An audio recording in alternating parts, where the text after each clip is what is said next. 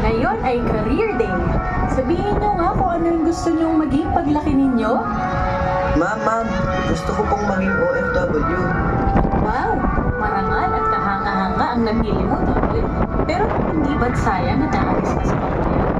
Kasi po, dito sa lugar namin, parang laging madilim. Nakakatakot umuwi. Minsan may nadadapa. Minsan may masamang loob na nagtatago pa sa dilim. Gusto ko po makahanap ng mas maliwanag, mas ligtas, at mas magandang lugar. Oh, bukas ha! Tutuloy natin ang inyong mga sagot. Class is dismissed.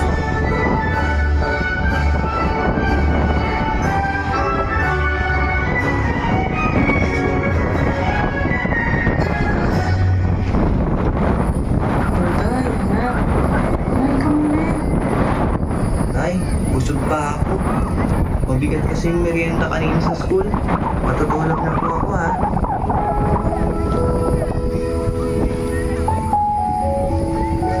OFW? Tama ba yung pinili ko? Sana may mas magandang daan pa para sa amin.